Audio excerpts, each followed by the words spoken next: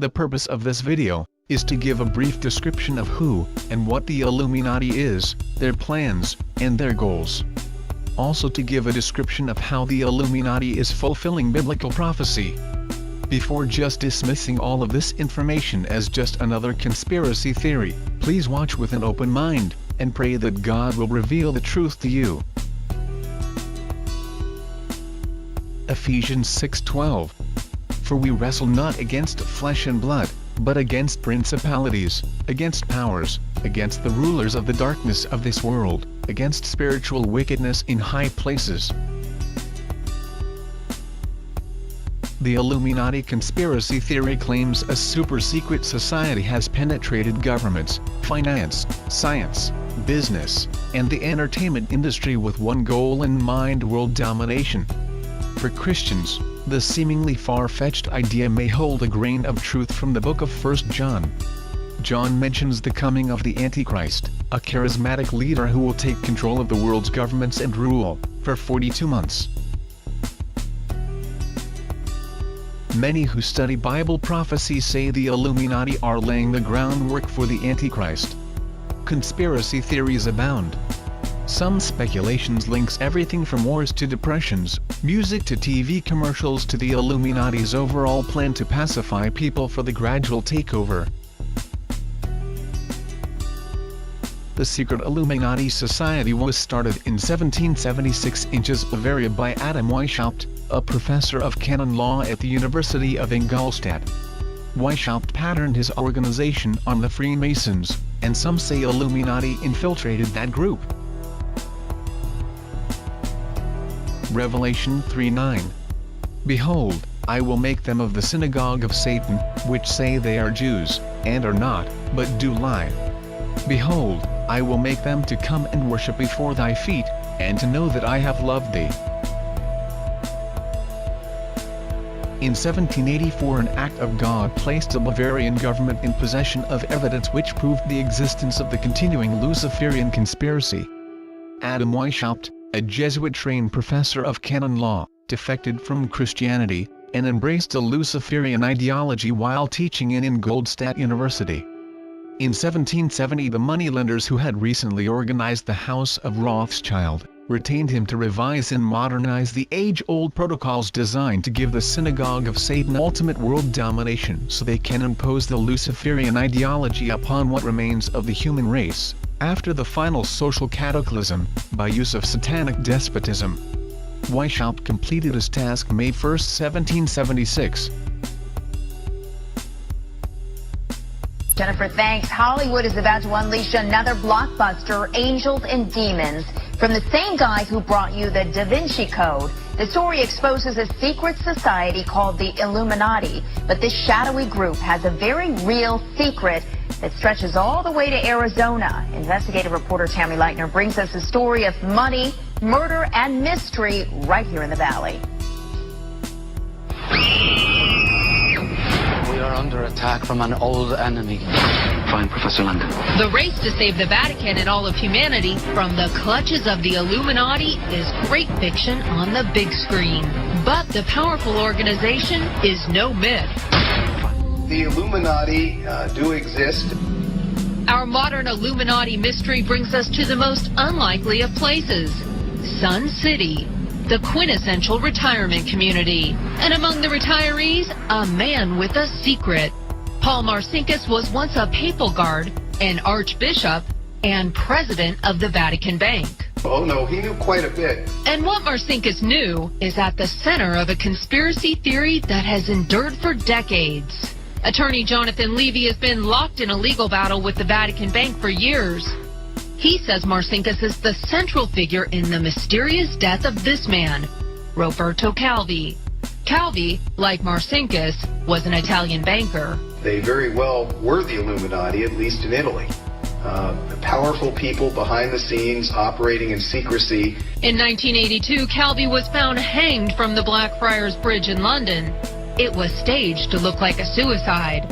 Calvi was connected to the disappearance of more than $1.2 billion, much of it belonging to the Vatican and the Illuminati. Eventually, 5 people would be convicted in his murder, but Marcinkus, who was indicted, eluded questioning with help from the Vatican. Saints, sacraments. His retirement to Arizona was arranged with full diplomatic immunity granted by the church.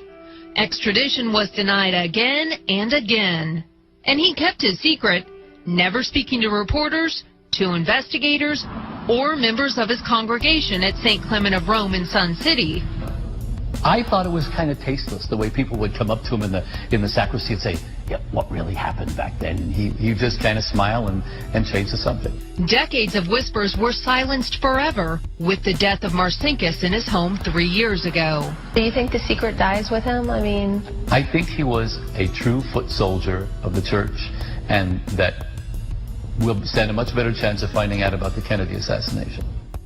We did ask the Phoenix Archdiocese to talk to us about Marcinkus, but they refused, releasing only this statement.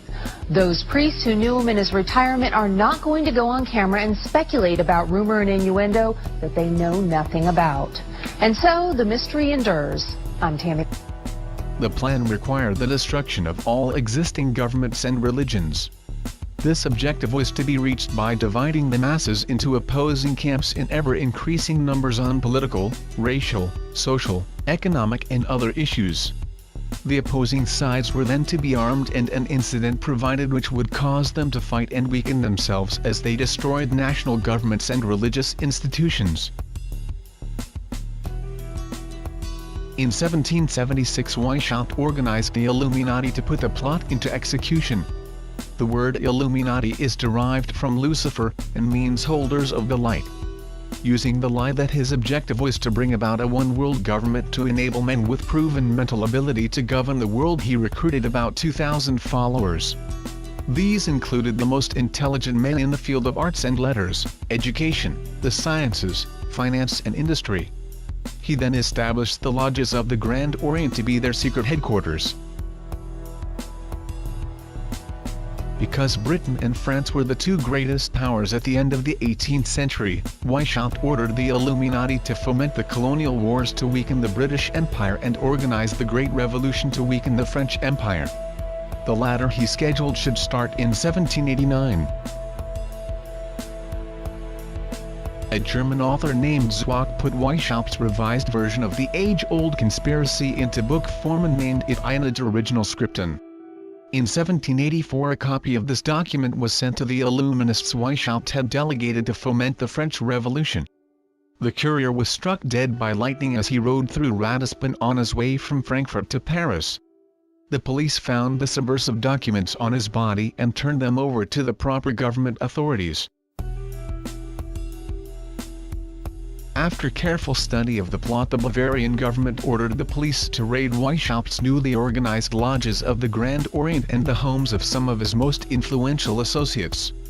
Additional evidence thus obtained convinced the authorities the documents were a genuine copy of a conspiracy by which the Synagogue of Satan, who controlled the Illuminati at the top, planned to use wars and revolutions to bring about the establishment of one kind or another of a one-world government, the powers of which they intended to usurp as soon as it was established. What is at stake is more than one small country. It is a big idea, a new world order, where diverse nations are drawn together in common cause to achieve the universal aspirations of mankind: peace and security, freedom, and the rule of law. From 1945 and the end of the war through 1989 and the end of the Cold War, we had a worldview. Republican and Democratic presidents alike, from Harry Truman to George Bush, stood for freedom and stood for certain propositions that would make America strong and healthy and grow the middle class and shrink poverty and stand against communism. And after 1989, President Bush said, and it's a phrase that I often use myself, that we needed a new world order, and instead it looks like we got a lot of disorder. And we still, and after 9/11, we've been more sensitive to the disorder. When our founders declared a new order of the ages, when soldiers died in wave upon wave for a union based on liberty, when citizens marched in peaceful outrage under the banner Freedom Now. They were acting on an ancient hope that is meant to be fulfilled. The way we're going to win over the long term is not just militarily. We've got to win over hearts and minds. And what that means is we've got to invest in countries that have no educational infrastructure, have no means for young people to get ahead. We've got to give them a stake in creating the kind of world order that I think all of us would like to see. In 1785, the Bavarian government outlawed the Illuminati and closed the lodges of the Grand Orient. In 1786, they published the details of the conspiracy. The English title is The Original Writings of the Order and Sect of the Illuminati. Copies of the conspiracy were sent to the heads of church and state. The power of the Illuminati was so great that this warning was ignored, as were the warnings Christ had given the world. Jude 1:4. For there are certain men crept in unawares, who were before of old ordained to this condemnation, ungodly men, turning the grace of our God into lasciviousness, and denying the only Lord God, and our Lord Jesus Christ. The Illuminati went underground. Weishaupt instructed his Illuminists to infiltrate into the lodges of Blue Masonry and form a secret society within secret societies. Only Masons who proved themselves internationalists, and those whose conduct proved they had defected from God, are initiated into the Illuminati. Thus the conspirators used the cloak of philanthropy to hide their revolutionary and subversive activities. In order to infiltrate into Masonic lodges in Britain, Illuminists invited John Robison over to Europe. He was a high-degree Mason in the Scottish Rite Professor of Natural Philosophy at Edinburgh University, and Secretary of the Royal Society of Edinburgh. John Robison did not fall for the lie that the objective of the One Worlders was to form a benevolent dictatorship. He kept his reactions to himself, however, and was entrusted with a copy of Weishaupt's revised conspiracy for study and safekeeping. Because the heads of church and state in France were advised to ignore the warnings given them, the revolution broke out in 1789. In order to alert other governments to their danger, in 1798 John Robison published a book, entitled Proof of a Conspiracy to Destroy All Governments and Religions. But his warnings have been ignored, as were the others. In 1829, the Illuminati held a meeting in New York which was addressed by a British Illuminist named Wright. Those in attendance were informed that the Illuminati intended to unite the nihilist and atheist groups with all other subversive organizations into an international organization to be known as communism. This destructive force was to be used to enable the Illuminati to foment future wars and revolutions. Clinton Roosevelt, a direct ancestor of FDR, Horace Greeley, and Charles Dana were appointed a committee to raise funds for this new venture. The fund they raised financed Karl Marx and Engels when they wrote Das Kapital and the Communist Manifesto in Soho, England. In 1830, Weishaupt died. He carried the deception that the Illuminati was dead to his own deathbed where, to convince his spiritual advisors, he pretended to repent and rejoin the church. According to Weishaupt's revised version of the age-old conspiracy, the Illuminati were to organize, finance, direct and control all international organizations and groups by working their agenda into executive positions at the top. Thus it was that while Karl Marx was writing the Communist Manifesto under direction of one group of Illuminists, Professor Karl Ritter of Frankfurt University was writing the antithesis under direction of another group, so that those who direct the conspiracy at the top could use the differences in these two ideologies to start dividing larger and larger numbers of the human race into opposing camps so they could be armed and then made to fight and destroy each other, together with their political and religious institutions. The work Ritter started was continued by the German so-called philosopher Friedrich Wilhelm Nietzsche, who founded Nazism. Nazism was developed into fascism and later into Nazism and used to enable the agenda of the Illuminati to foment World Wars I and II. In 1834, the Italian revolutionary leader Giuseppe Mazzini was selected by the Illuminati to be director of their revolutionary program throughout the world. He held this post until he died in 1872. In 1840, General Albert Pike was brought under the influence of Mazzini because he became a disgruntled officer when U.S. President Jefferson Davis disbanded his auxiliary Indian troops on the grounds they had committed atrocities under the cloak of legitimate warfare. Pike accepted the idea of a one-world government and ultimately became head of the Luciferian priesthood. Between 1859 and 1871, he worked out the details of a military blueprint for 3 world wars and 3 major revolutions which he considered would further the conspiracy to its final stage during the 20th century.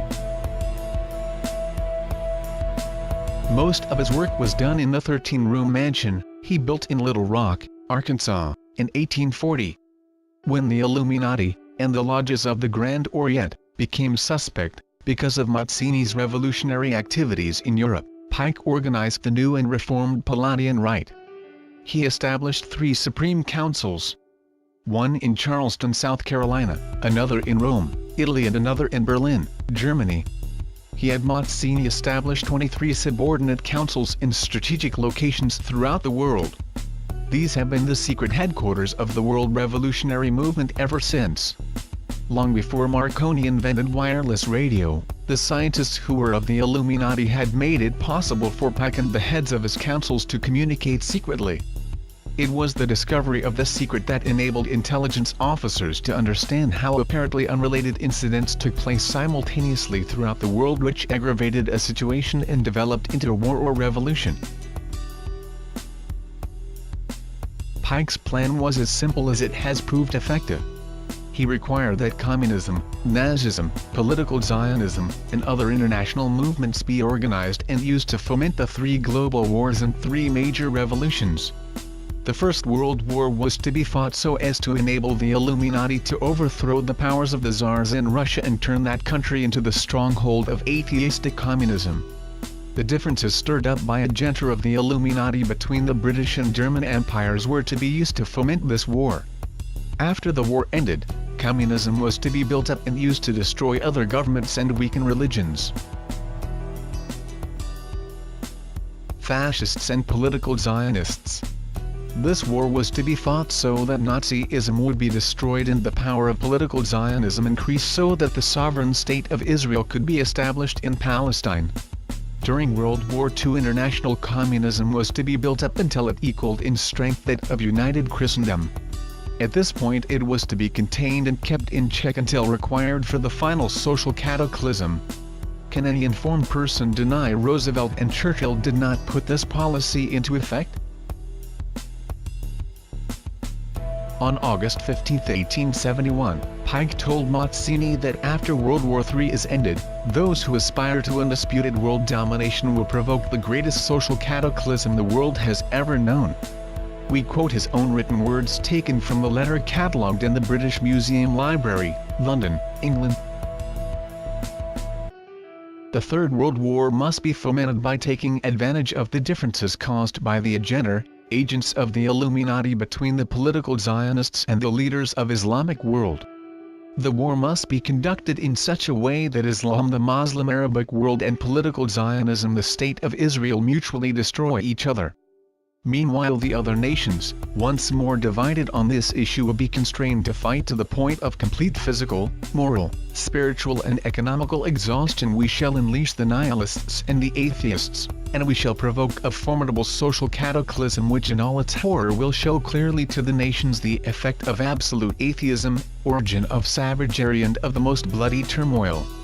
Then everywhere, the citizens, obliged to defend themselves against the world minority of revolutionaries, will exterminate those destroyers of civilization, and the multitude, disillusioned with Christianity, whose deistic spirits will from that moment be without compass or direction, anxious for an ideal, but without knowing where to render its adoration, will receive the true light through the universal manifestation of the pure doctrine of Lucifer, brought finally out in the public view.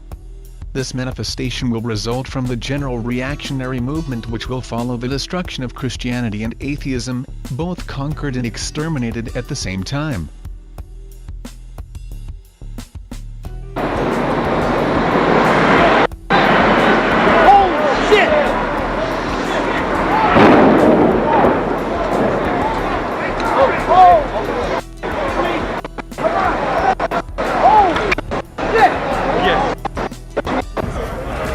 This just in, you are looking at obviously a very disturbing live shot there. That is the World Trade Center, and we have unconfirmed reports this morning that a plane has crashed into one of the towers of the World Trade Center. The plane was coming in. I noticed it a second before it hit the building. It looked like it was moving slowly, and it lined itself up to hit the building directly. The doorman goes to me, "Wow, I never seen a plane flying so low." And we looked out at it, all of a sudden, boom, it seemed like it wasn't even real. I'd say the whole takes about, looks like 6-7 floors were taken out. And there's more explosions right now. Hold on, people are running. Hold on just a moment. We got an explosion inside. The building's exploding right now. You got people running up the street. Okay. I don't know what's going on. Since the terrorist attacks of September 11, 2001, world events in the Middle East show a growing unrest and instability between Jews and Arabs. This is completely in line with the call for a third world war to be fought between the two, and their allies on both sides. This third world war is still to come, and recent events show us that it is not far off. The coming World War III, pre-tribbers think it's the Gog and Magog War, is being set up, as Pike and his demons told him, to mess up the Christians who thought the World War III and rapture would take place, would be deceived, and lose all hope in Christianity, and the rest is going to be history, as we are under judgment. In these last days, great deceptions are in abundance. Those in high places are destroying the world economy by design, fact not fiction. If you can grasp what the powers that be are doing, you will have a firmer grip on what is coming. To know your enemy's tactics is essential in spiritual warfare, essential for victory. We are to be wise as serpents, meek as doves, but wise as serpents we must be, or we will be in for a great deception at our doorstep. Matthew 10:16. Behold, I send you forth as sheep in the midst of wolves. Be ye therefore wise as serpents, and harmless as doves. This will cause the great falling away, as many will think, we have been lied to, the Bible is a lie. No, the Bible is true, it is man and his doctrines, and evil plans of the powers that be are the ones setting many up. It is high time to be in watching and prayer, and understand. Political Zionist formed World War II, to the exactness, and the planned political Zionist, wiped out and Muslims wiped out. The last part will never happen, to rid the world of Christianity. This will never happen, but the greatest deception of all time stands at the door. Are you ready? Are you awake? Do you now see this evil plan, and the Lord using evil nations and men as his rod of correction? I hope by now your eyes are opened. If not, it is high time to awake from slumber and put on the full armor of Christ, and stand on the sure word of the Holy Bible. It's now or never. Hollywood filmmaker Oliver Stone has said Western bankers enabled Hitler to carry out his atrocities during World War II. And economist Max Kaiser says similar schemes still go on today, and he claims U.S. banks finance terrorists as well as Wall Street bonuses. Well, it's no secret that corporations in the U.S., like Coca-Cola, of course, created the Nazi beverage Fanta, Orange Fanta, which was for Nazis. IBM was responsible for all the calculation of all the serial numbers that was used to tag the prisoners that ended up in the concentration camp. So American J.P. Morgan was playing both sides of the war at that time. Just like J.P. Morgan and Goldman Sachs play both sides of the war today. They're financing the mercenaries and the terrorists in various countries, just like they're financing the bonuses on Wall Street. They're arbitrageurs. They have no sovereignty. They have no country they're affiliated with. They're amoral. They're just eunuchs plowing through the cyberspace of money, looking for, you know, like a sloth, looking like a slug, looking for salt. They're just they're not even human. While the general public has been led to believe that communism is a movement of the workers to destroy capitalism, the book Pawns in the Game proves that both British and American intelligence officers obtained authentic documentary evidence which proved that internationalist capitalists operating through their international banking houses had financed both sides in every war and revolution fought since 1776. There is plenty of documentary evidence to prove that Pike, like Weishaupt, was head of the Luciferian priesthood in his day. In addition to the letter he wrote to Mazzini in 1871, Another he wrote to the heads of his Palladian councils on July 14, 1889, fell into hands other than intended. It was written to explain the Luciferian dogma concerning worship of Satan and worship of Lucifer. In it, he said in part, "That which we say to the crowd is we worship God. But it is the God that one worships without superstition. The religion should be, by all us initiates of the high degrees, maintained in the purity of the Luciferian doctrine. Yes, Lucifer is God. And unfortunately Adonai, the name given by Luciferians to the God we worship, is God also, for the Absolute can only exist as two gods. Thus, the doctrine of Satanism is a heresy, and the true and pure philosophical religion is the belief in Lucifer, the equal of Adonai. But Lucifer, God of light and God of good, is struggling for humanity against Adonai, the God of darkness and evil." Propaganda put out by those who direct the Luciferian conspiracy has caused the general public to believe all who oppose Christianity are atheists.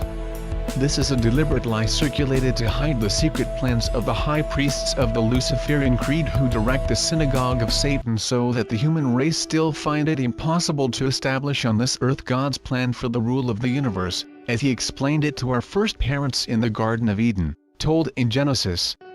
The high priests of the Luciferian creed work from the darkness. They remain behind the scenes.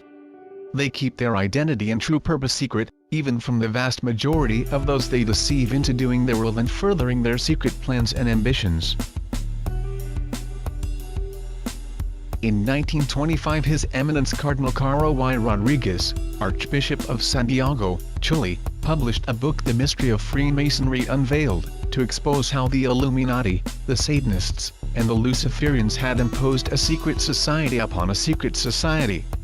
He produces a great deal of documentary evidence to prove that not even 32nd and 33rd degree Masons know what goes on in the lodges of the Grand Orient and Pike's New and Reformed Palladian Rite and the affiliated lodges of adoption in which female members of the conspiracy are initiated. On page 108 he quotes the authority Marjota to prove that before Pike selected Lemmy to succeed Mazzini as director of the World Revolutionary Movement, Lemmy was a rabid and confirmed Satanist.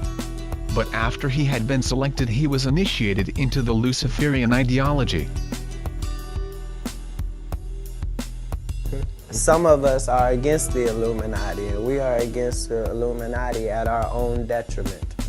When people are against the Illuminati, then they get punched in the face all the time. The press hates them, nobody likes them.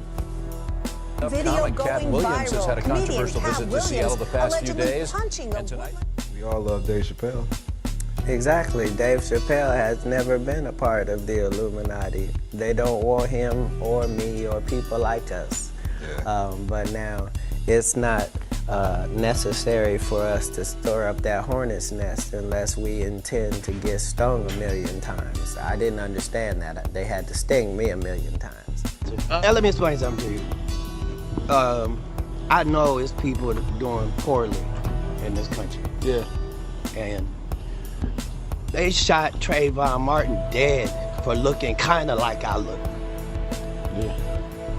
Martin Luther King and Malcolm X ended up dead for telling the truth.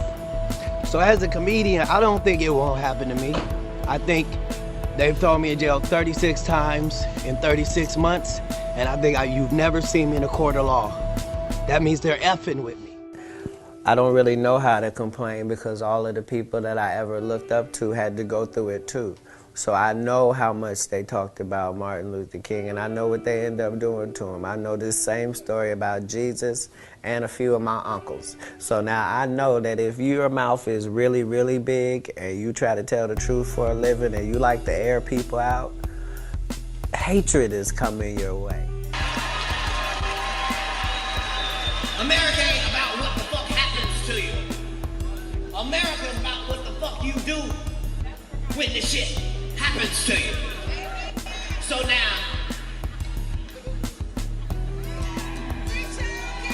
I have to come back and tell my people they finna fuck us.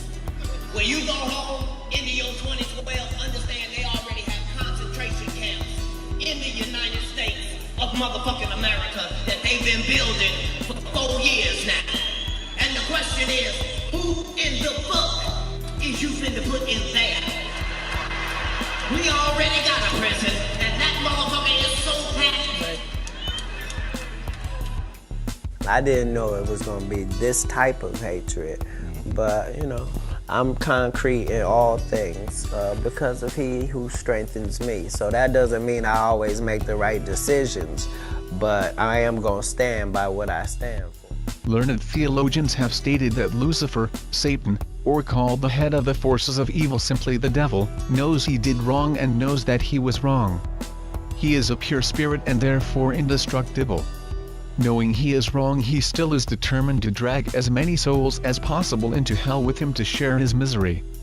This being a fact, our duty is clear. We have to make known the truth in this regard to as many others as quickly as possible so they can avoid the snares and pitfalls set by those who serve the devil's purpose and penetrate the lies and deceits of those who wander about the world seeking the ruin of souls.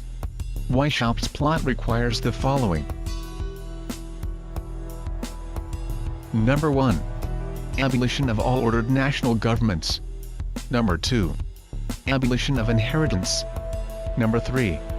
Abolition of private property. Number 4. Abolition of patriotism. Number 5. Abolition of the individual home and family life as the self from which all civilizations have stemmed. Number 6. Abolition of all religions established and existing so that the Luciferian ideology of totalitarianism may be imposed on mankind.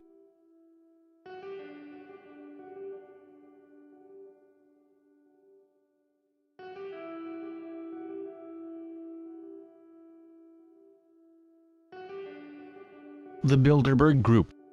A yearly secret meeting of the world's leading politicians, media moguls, business titans, bankers, and royalty, who discuss and dispense their agenda for the coming months and years. According to a report in WorldNet Daily, some of the richest men and women in the world met secretly in New York recently. When the world's wealthiest individuals hold secret meetings, it's time to pay attention. In 1910, the 6 wealthiest men in the world met at Jekyll Island, Georgia. That meeting resulted in the creation, 3 years later, of the largest criminal enterprise ever devised, the Federal Reserve, so-called. Judging from the list of participants, the recent meeting in New York may result in something even more monumental. The London Times identified them as Bill Gates, David Rockefeller, Ted Turner, Oprah Winfrey, Warren Buffett, George Soros, and New York Mayor Michael Bloomberg. Based on the Forbes magazine list of billionaires, the room had a net worth of about $120 billion. With all the bailout figures we've heard recently, it doesn't sound like that much. Believe me, it is.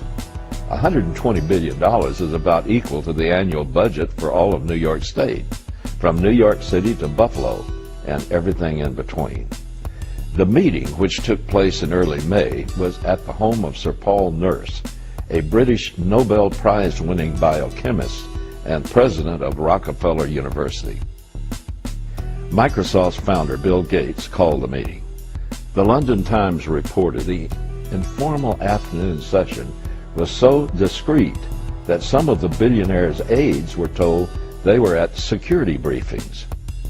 Discreet is the British way of saying secret. I do not believe that it is coincidental that this meeting came only a couple of weeks after another super secret and more powerful group met in the secrecy in Greece, the Bilderberg Group. They have advocated a one-world government for at least a century. They also see themselves as the elite saviors of mankind. According to the Times, the billionaires were each given 15 minutes to present their favorite cause. Over dinner, they discussed how they might settle on an umbrella cause. Taking their cue from Gates, the report said they agreed that population control was the #1 issue. Experts say the global population will top 7 billion in 2012. According to reports at the meeting, Bill Gates outlined a plan to cap the global population at 8.3 billion. It all sounds so civilized, doesn't it? Here's the less politically correct but more accurate version. A group of unelected liberals with more money than many governments have just decided how many people will be permitted to live.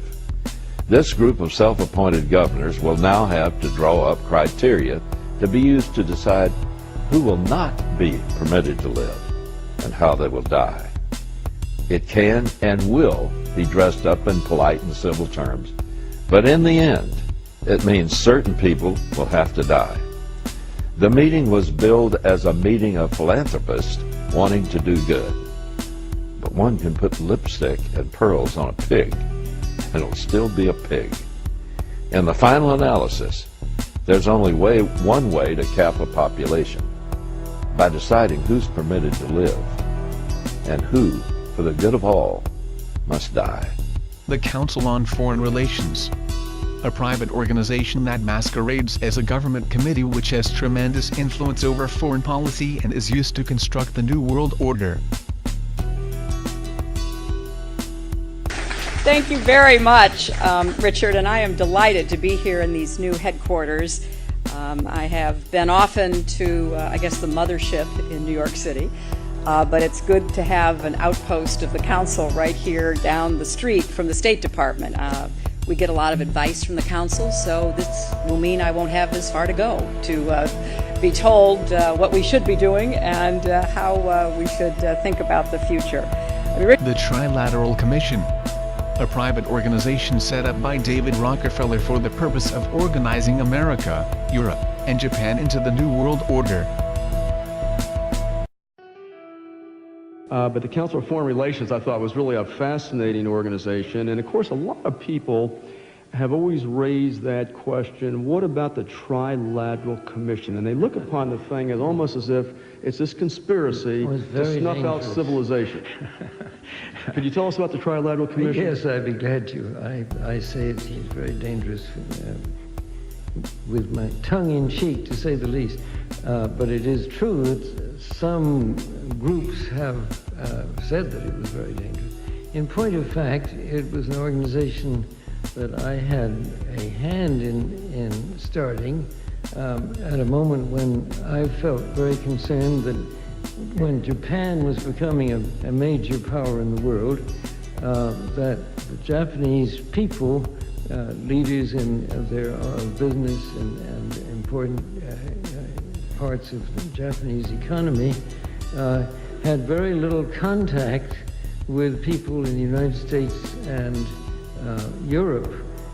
It seemed to me, as it emerged as a major power of the world, it was very important that Japanese leaders should have a knowledge and an understanding of their counterparts in other parts of the world. So I, with a number of other people, put together an organization which we called the Trilateral Commission to include opinion makers in not only the United States and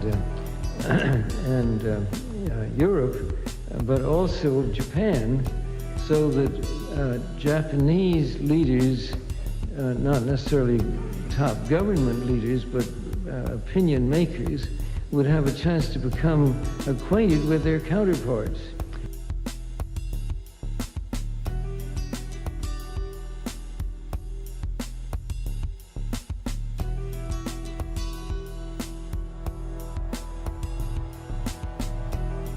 The Bohemian Grove, a secluded 2,700-acre redwood forest in Northern California where members meet every July to have private discussions of the next year's events, and participate in a human sacrifice ritual to Moloch using a life-size effigy. Listen, I am a happy member of the Bohemian Grove. I like the folks who come there, and it's really inappropriate for me to talk about the group beyond that. Thank you. Have you been there for the ceremony with the cremation of care? Frankly, I don't think that's something I need to talk to you about.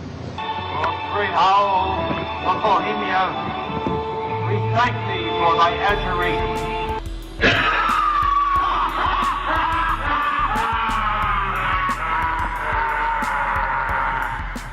Have you been there for the ceremony with the cremation of care? Frankly, I don't think that's something I need to talk to you about. Really? That's right. Well, I'm Alex Jones, and I snuck in there in 2000. I'm the guy that blew it wide open and got the video. It's been on national TV. Well, I disrespect you for that. You do? I do.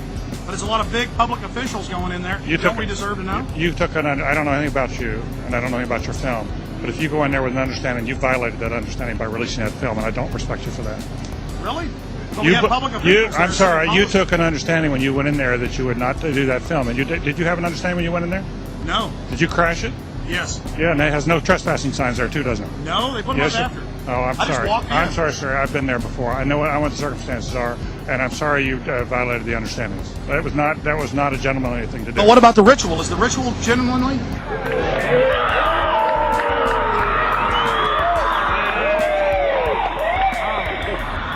Sir, everything I don't owe you this comment. I know. I appreciate it. This is what's called ambush journalism, and I disrespect you for that as well. So thank you and goodbye. Been in the ritual? It's none of your damn business. Oh.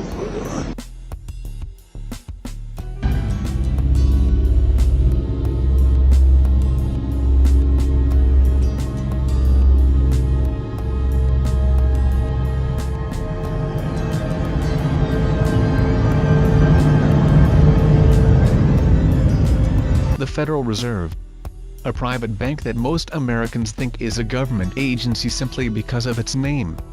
The bank controls the money supply, interest rates, and loans money to the federal government for interest.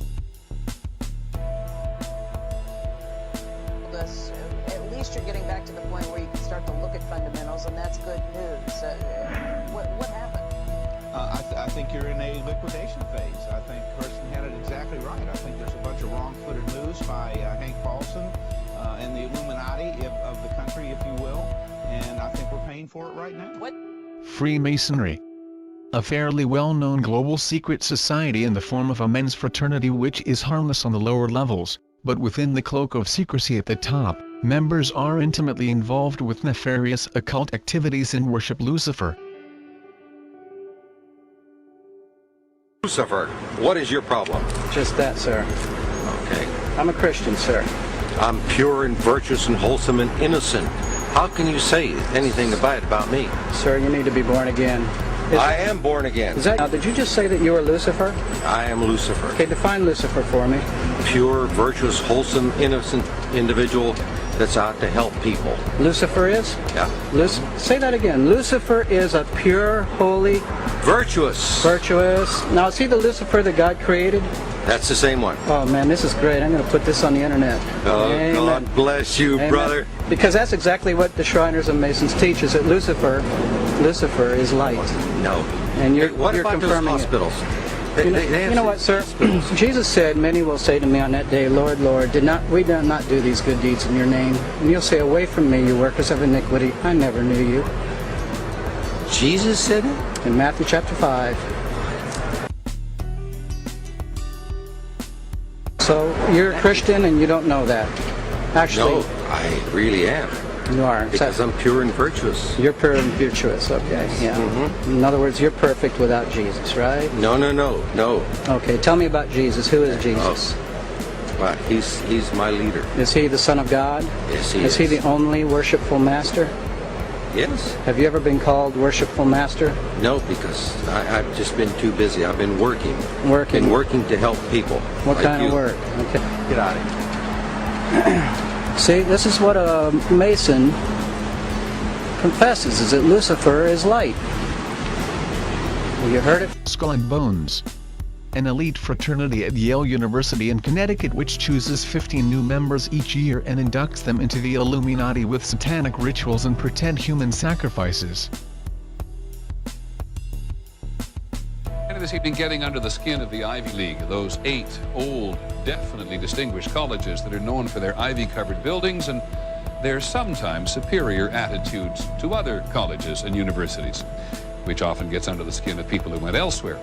Yale University is 300 years old this year, and were you to visit its campus, you would see that it still has exotic clubhouses, which look like tombs where Yale's legendary secret societies meet.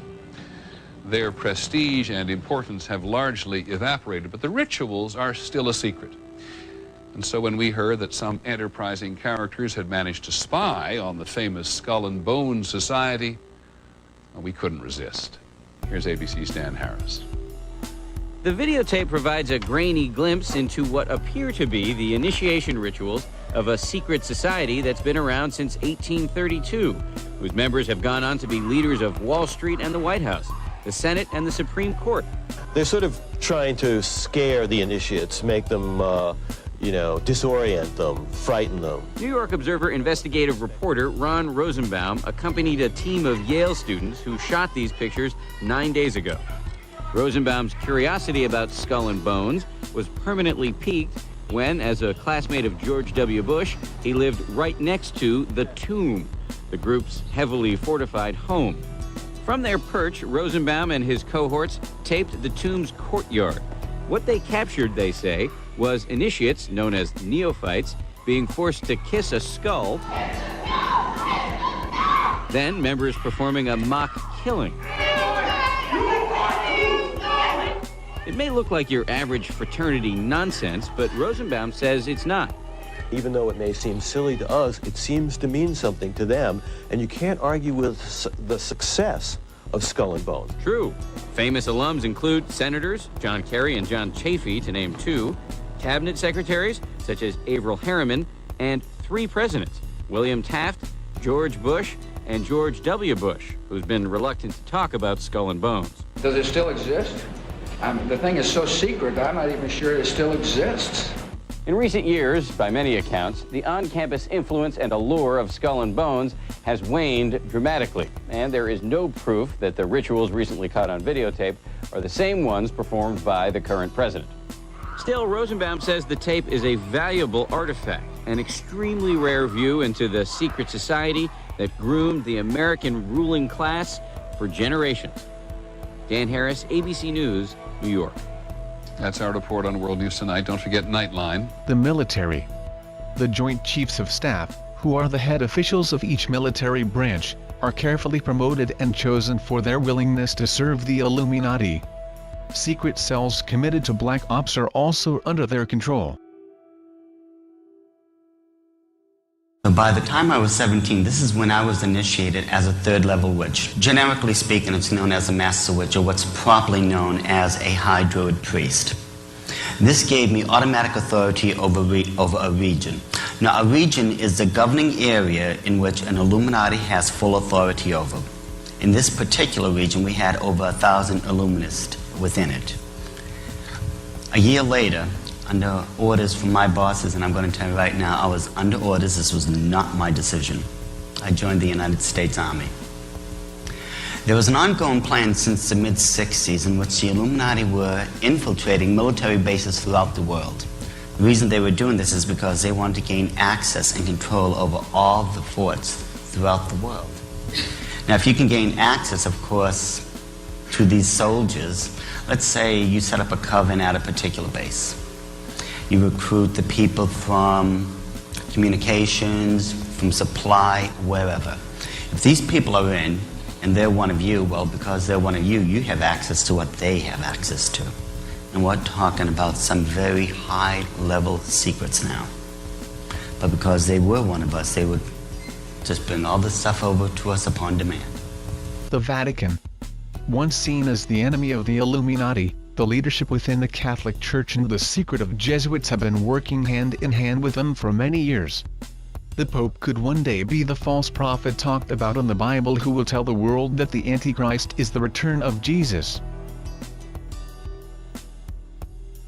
Vatican calls for Central World Bank to be set up. Pontifical Council for Justice and Peace in a document called Towards Reforming the International Financial and Monetary Systems in the Context of a Global Public Authority. Yes, they're calling for a new global economic authority and a central world bank to be run by the UN, under which Tony Blair now enriches himself around the world. I mean, to think that the Pope is coming out and saying the Vatican, oh, there should be a World Bank, because everything that's caused millions to die is centralization of financial authority in too big to fail institutions. So here you have the Vatican saying, let's create an even bigger too big to fail institution to create more murder, more assassinations, more war. This guy is completely inconsistent with anything that philosophically or theologically speaking that he says he represents. There's no connection. And CNBC Max here says it should be music to the ears of Occupy Wall Street demonstrators and similar movements around the world who have protested against the economic downturn. First of all, we are not protesting against the economic downturn. We are protesting fraud, against banking fraud. Occupy Vatican! Occupy Vatican! It's a global insurrection against banker occupation. We're not saying who cares if the economic downturn. This is economic collapse caused by financial fraud unchecked. Yeah, plus the Vatican Bank is one of the most corrupt banks in the world. It's as corrupt as Goldman Sachs and JP Morgan. It's as corrupt as HSBC. It's as corrupt as any big bank. Well, I think he was concerned about Steven Schwartzman and Lloyd Blankfein getting in on. Blankfein said he's doing God's work. Yeah. Pope's like, no, wait a minute. I got the big hat.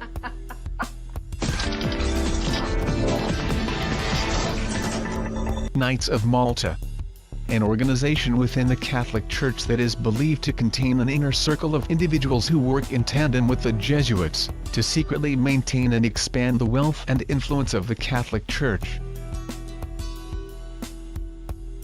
Radical Islam. Radical Muslims who kill innocent civilians and carry out deadly terrorist attacks around the world are funded and encouraged by the Illuminati to create an enemy and instill fear in populations so that freedoms and civil rights may be removed as part of the so-called solution to the problem. Communism. While seen as the enemy of America and capitalism, communism is actually a creation of the Illuminati and is used as a controlled opposition to continue the construction of the New World Order. The British monarch. The British royal family secretly believes they are descendants of the lost tribe of Dan, and that they have the divine right to rule as kings. The CIA. The Central Intelligence Agency is responsible for overthrowing or implementing governments or dictators around the world so that the global goals and interests of the Illuminati may be carried out. It is not only an intelligence agency, but a covert terrorist organization and drug-running agency. Partly because of her controversial drug stand, President Clinton fired his Surgeon General.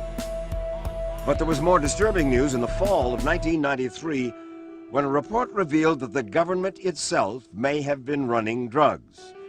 The head of the DEA at the time, Robert Bonner, said that a ton of pure cocaine worth hundreds of millions of dollars had been smuggled into the United States.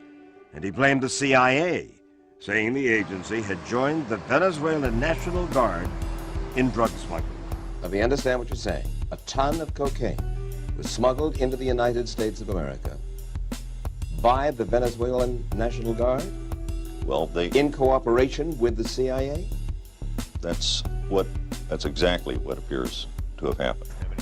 Bonner said he was the only one who could have approved transportation of illegal narcotics such as cocaine, and that this shipment had entered the country without his authorization. Let me put it this way, Mike. If this has not been approved by DEA or an appropriate law enforcement authority in the United States, then it's illegal. It's called drug trafficking. It's called drug smuggling. Former DEA agent Levine said that equally shocking was the fact that for more than 30 years, the federal government had protected some drug dealers. As officers in the narcotic war, we saw the political choice made up close and personal. One example, Levine said, was during the Nixon administration when he was about to bust a major source of heroin. And I was stopped cold, because that source were our allies in the Vietnam War. Levine said this was not an isolated incident, that it had happened many times in his 25-year career. If it was a question of supporting people who supported our economic and political philosophies in other parts of the world, and they happen to be drug dealers, as most of them are, we supported them and we protected them. We protected them by looking the other way. And the drug dealers had another ally in the war: money. That it has a corrupting effect whose tentacle. The NSA, the National Security Agency, built and maintains Echelon, the most sophisticated spy system ever created. Every form of electronic communication is monitored or recorded.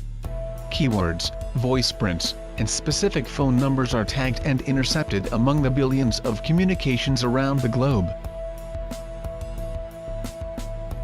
The FBI infrastructure and manpower is used to obtain wiretaps on politicians, activists, and whistleblowers, which are then used for blackmail purposes so these individuals can be controlled, contained, or eliminated.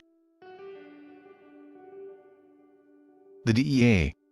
While most people who work in the Drug Enforcement Agency are trying to reduce illegal drugs on the streets, there is an inner circle who work hand in hand with drug cartels to import drugs and launder money.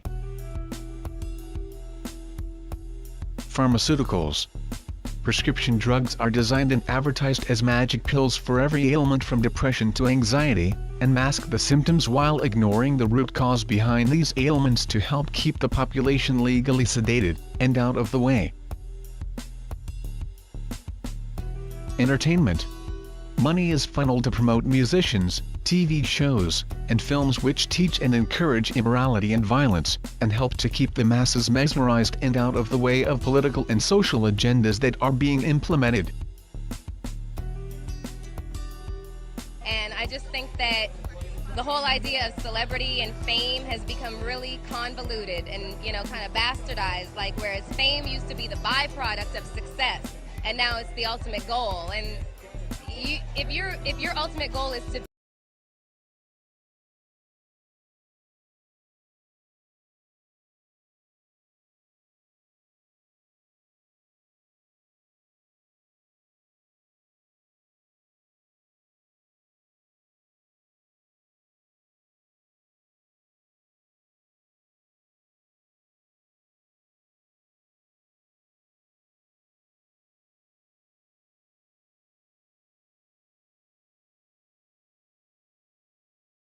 I sold my soul to the devil. I know it's a crappy deal. At least it came with a few toys like a Happy Meal. I was going to school to be a vet tech, and I was into my studies, getting good grades, and you know what screwed it all up was this one guy. He broke my heart, and I was like, cool, thanks. I was like, now I have to do something pretty ridiculous and insane with my life, so why not sell my soul and go on Jersey Shore? That's what I did.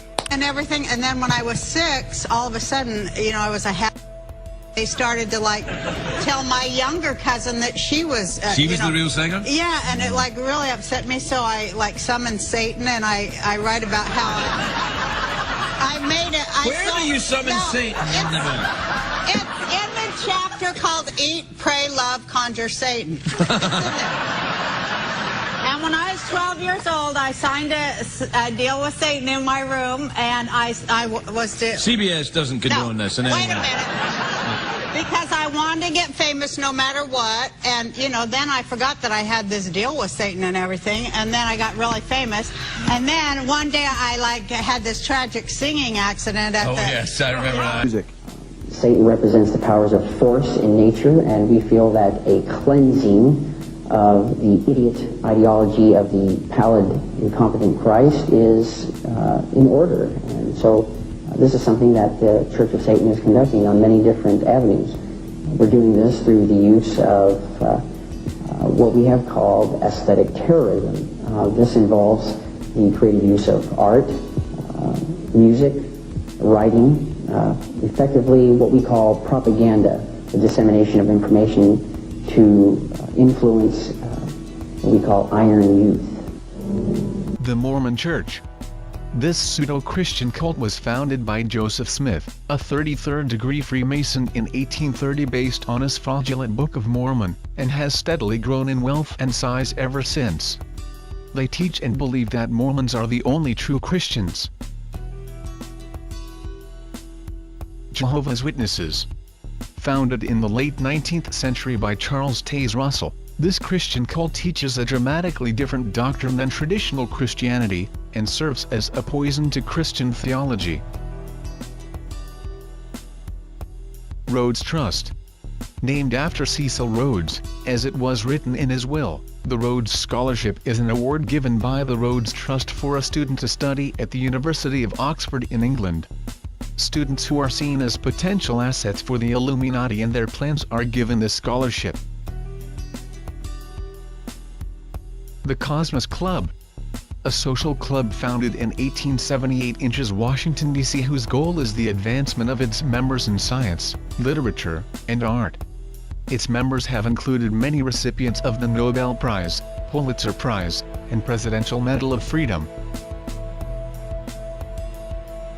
Club of Rome. A global think tank founded in 1972 with the purpose of creating scientific reports which support the idea of population reduction in the world. Their report Limits to Growth, which was first published in 1972, began spreading information about the Illuminati's plan to reduce the world's population. DARPA. The Defense Advanced Research Projects Agency. DARPA is an agency of the Department of Defense which develops new technology for the United States military.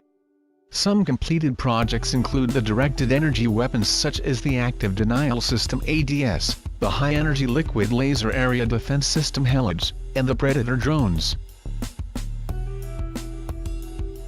The Council of 13. The executive branch of the Illuminati consisting of the heads of the top 13 Illuminati bloodlines known as kings. These kings, along with their queens, princes and princesses, direct those below them in the Committee of 300 or directly run organizations themselves. The Committee of 300. Directly under the Council of 13, the Committee of 300 are representatives of the top bloodlines and in key positions of power who have entire organizations that they are personally the heads of. MJ-12. Also known as Majestic 12 or the Majestic Trust, this is believed by some to be a secret organization of scientists involved with research surrounding UFOs and aliens. The Priory of Zion.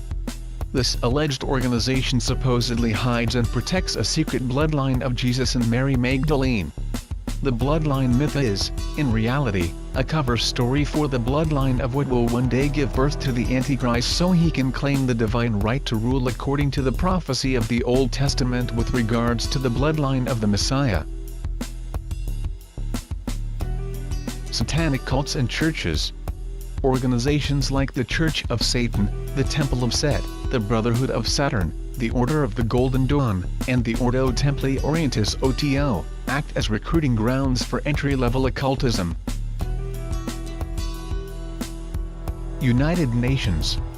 Founded in 1945 after World War II under the premise to prevent war between nations, the UN's formation began the framework for the New World Order superstate. Founder Ted Turner, and joining us, the president of Turner's UN Foundation, former Senator Tim Wirth. Welcome to you, Tim. Pretty extraordinary thing to have done, to give $1 billion of your own money away, right? Well, what it did is it, more than just itself, it set a precedent for so many other people to give money while they're young and vibrant and alive and not after they die. I mean, look at what Gates has done, what Buffett's done, and all of the big giving that's now occurring from people. Ted was the first, and I can brag on that. You know, getting Forbes magazine to make a list of who are the biggest donors, not just who are the richest people, but who are the biggest donors, who's being the most generous, who's contributing back, other than the sort of safe churches and the universities and so on, who's really working on the basic issues of our country and the world. Ted, what do you think America's place in the New World Order should be? It's always been seen as the global policeman. But as you said before, you know, it's hard to see with all these military conflicts where the winner and loser lies. What should America be doing I think globally? The global policeman should be the United Nations. And I don't think we should need one. I think we should use courts the way we do in civilian life. It's time to put war and conflict, armed conflict behind us and move on. and start acting like civilized, educated human beings. You made the point to me in the break there that more American servicemen are dying now. Suicide.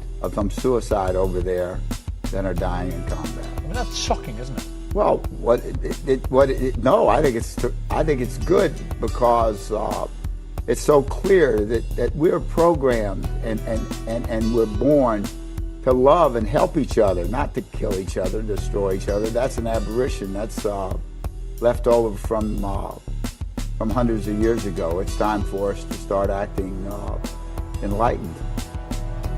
What's it like to give away $1 billion? I can't even imagine.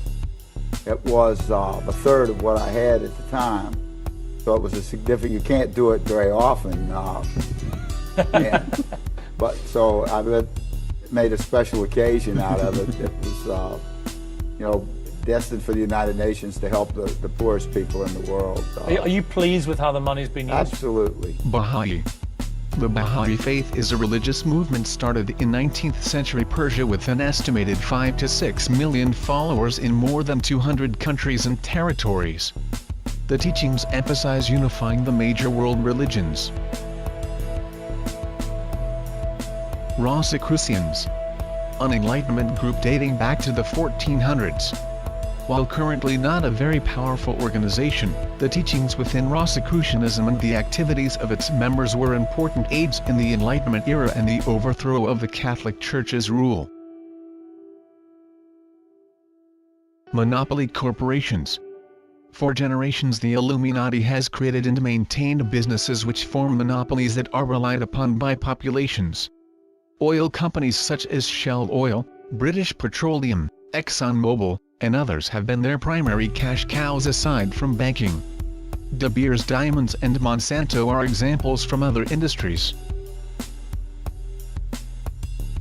KGB. The Russian Secret Service, which operates as an organized crime network and controls Russian leadership, illegal weapons sales, drug running, money laundering, assassinations, and political kingpins. MI5 and MI6.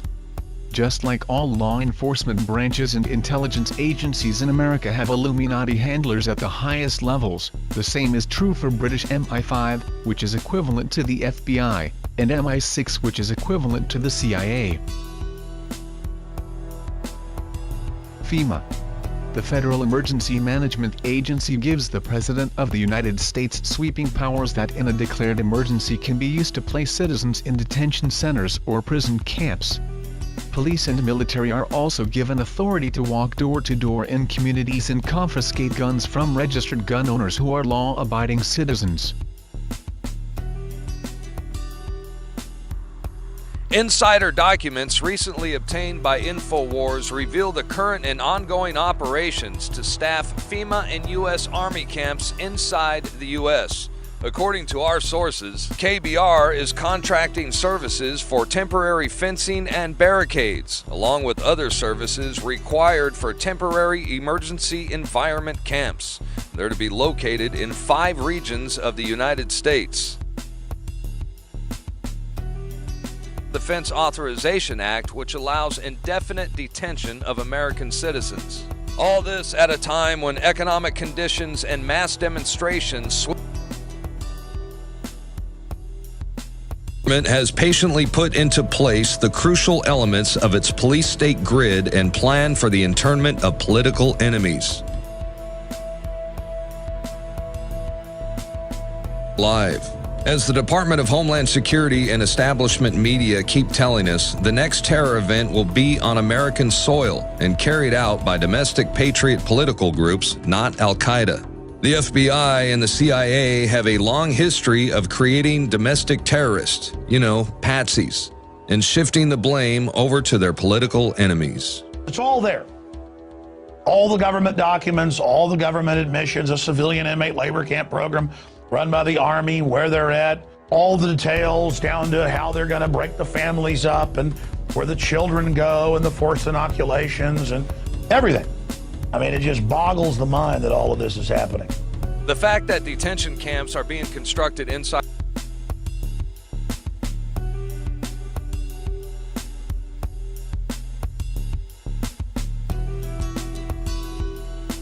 Homeland Security documents further illustrate the mindset of our federal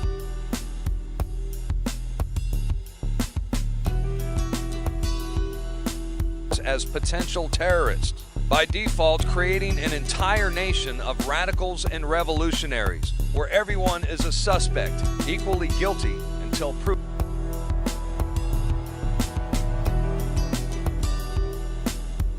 Lucis Trust, originally created as Lucifer's Trust and renamed years later, the Lucis Trust is one of the premier publishers of New Age books and material. Its headquarters is located on Wall Street in New York City, just blocks away from the New York Stock Exchange. One of the most famous books from the company is Alice Bailey's Externalization of the Hierarchy, which is mandatory reading for all Illuminati members.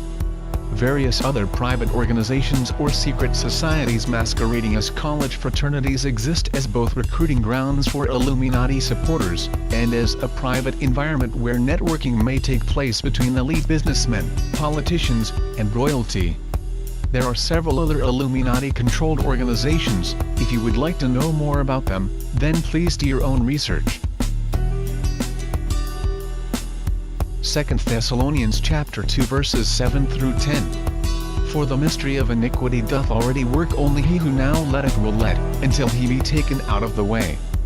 And then shall that wicked be revealed, whom the Lord shall consume with the spirit of his mouth, and shall destroy with the brightness of his coming, even him, whose coming is after the working of Satan with all power and signs and lying wonders, and with all deceivableness of unrighteousness in them that perish.